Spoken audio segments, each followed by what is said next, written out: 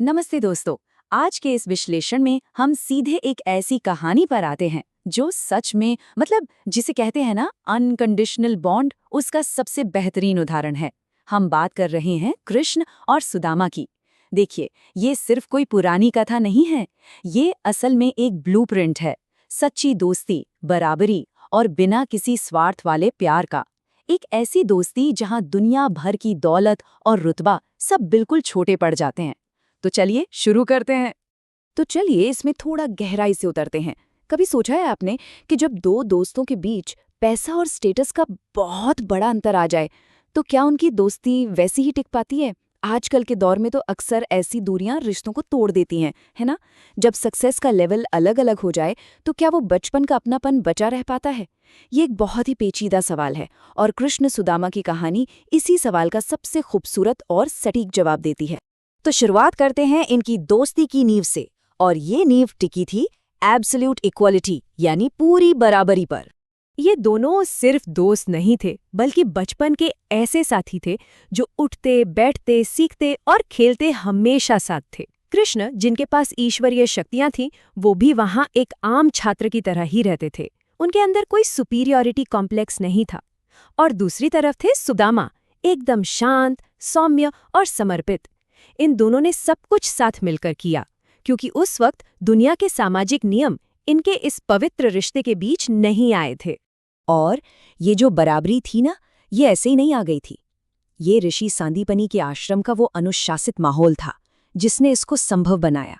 ये एक ऐसा गुरुकुल था जहां इस बात से कोई फर्क नहीं पड़ता था कि आप किस परिवार से हैं, आपके पास कितना पैसा है या आपकी जाति क्या है।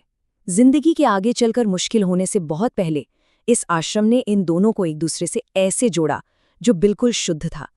एक ऐसी दोस्ती जिसे आने वाले कल की कोई भी असमानता तोड़ नहीं सकती थी। अब आगे बढ़ते हैं और देखते हैं कि वक्त के साथ कहानी कैसे बदलती है। बचपन पीछे छूट जाता है और असली जिंदगी की जिम्मेदारियां सामने आ जाती हैं, और यहीं से इन दोनों के रास्ते बिल्कुल अलग हो जाते हैं। इन दोनों की जिंदगी का ये फर्क देखिए, बिल्कुल जमीन आसमान का अंतर। एक तरफ कृष्ण हैं जो द्वारका के एक महान राजा बन चुके हैं। उनके चारों तरफ अपार धन, शक्ति और शान और शौकत है। और दूसरी तरफ उनके वही बचपन के दोस्त सुदामा, जो एक छोटी सी कच्ची झोपड़ी में दिन काट रहे हैं।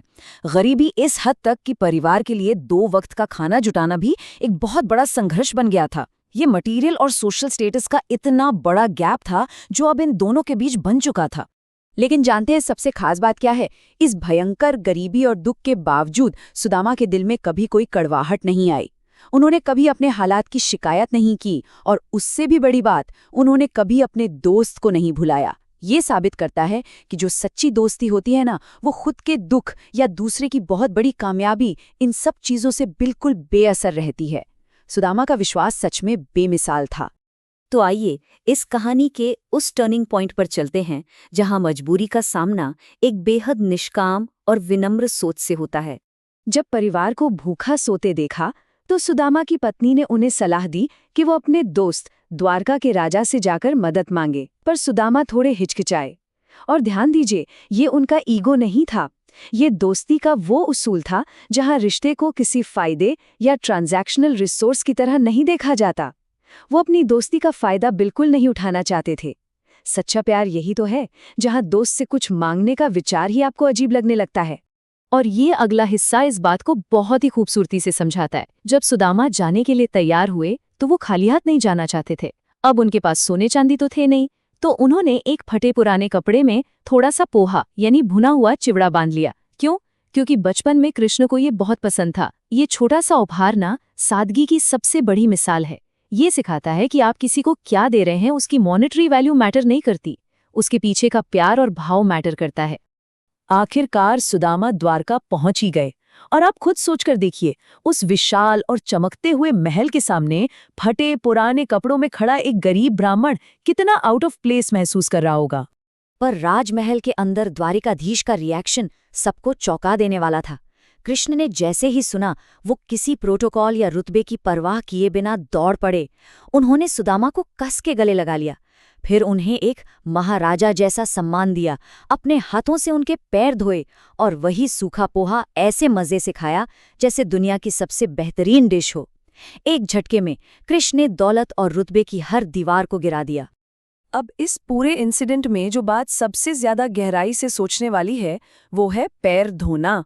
महल के सभी लोग जो कृष्ण को भगवान और एक शक्तिशाली राजा मानते थे, वो बिल्कुल दंग रह गए। एक राजा का अपने गरीब दोस्त के पैर धोना ये दिखाता है कि रिश्तों में असली बराबरी क्या होती है। ये साफ कर देता है कि दोस्ती में कोई बड़ा या छोटा नहीं होता, वहां सिर्फ और सिर्फ प्यार का शासन होता है। और अब आते हैं इस कहानी के सबसे इमोशनल हिस्से पर, जहां किसी भी बड़े डायलॉग या शब्दों की कोई जरूरत ही नहीं थी। महल में ढेर सारा वक्त बिताने के बाद सुदामा इतने खुश थे, कृष्ण के स्नेह से इतने भर चुके थे कि जिसके लिए वो आए थे वो मदद मांगना उनके होठों तक आ ही नहीं पाया। उन्होंने बिना एक शब्द कहे, बिना किसी पैसे या सहारे की मांग किए वहां से चुपचाप विदा ले ली। सोचिए, इससे बड़ा निस्वार्थ प्रेम का उदाहरण क्या होगा। उनका मकसद तो बस अपने दोस्त से मिलना था और वो पूरा हो चुका था। लेकिन ट्विस्ट तो लौटते वक्त आया। सुदामा रास्ते भर सोच रहे थे कि पत्नी को क्या जवाब देंगे, क्योंकि वो तो खाली हाथ लौट रहे थे। पर जैसे ही वो अपने गांव पहुंचे, सब कुछ बदल चुका था।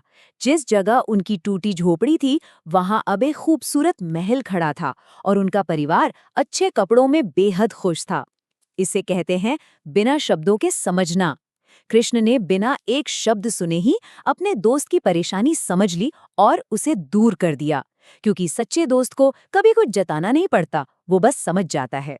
तो इस विश्लेषण के आखिरी पड़ाव पर आते हुए चलिए इन सारी बातों को एक साथ जोड़कर देखते हैं जो इस कहानी को इतना स्पेशल बनाती हैं। तो सबसे अहम बात ये निकल कर आती है कि ये सिर्फ एक पुरानी घटना नहीं है, ये आइडियल रिलेशनशिप्स के प्रिंसिपल्स का एक मैनिफेस्टो है। ये दोस्ती स्टेटस से कहीं ऊपर थी। राजा और गरीब का फर्क इसे बदल नहीं पाया। वो पोहे का छोटा सा उपहार हमें विनम्रता सिखाता है। बिना मदद मांगे लौट आना निष्काम प्यार को दिखाता है। पैर धोना रिश्तों में बराबरी को साबित करता है, जहां कोई ऊंचा नीचा नहीं है। झोपड़ी को महल बना देना ये बताता है कि गहरे रिश्ते शब्दों के मोहताज नहीं होते। और सबसे बड़ी बात, सुदामा का वो समर्पण बताता है कि सच्चे दिल से की गई दोस्ती का फल हमेशा मिलता है। और अब इस एक्सप्लेनर को खत्म करते हुए एक ऐसी बात जो हमें सोचने पर मजबूर कर देती है। आजकल की इस भाग-दौड़ भरी दुनिया में जहां अक्सर रिश्ते फायदे और नुकसान देखकर बनते हैं, क्या ऐसी अनकंडीशनल दोस्ती और सेल्फलेस प्यार सच में बचा है? क्या हम अपने दोस्तों के लिए एक सुदामा जैसी निस्वार्थता या कृष्ण जैसी बराबरी रख पाते हैं? ये कहानी बस सुनने के लिए नहीं है, ये खुद को और अपने रिश्तों को परखने का एक नजरिया है, जहां जवाब हमें खुद ढूंढने हैं। हमारे साथ जुड़े रहने के लिए बहुत बहुत शुक्रिया।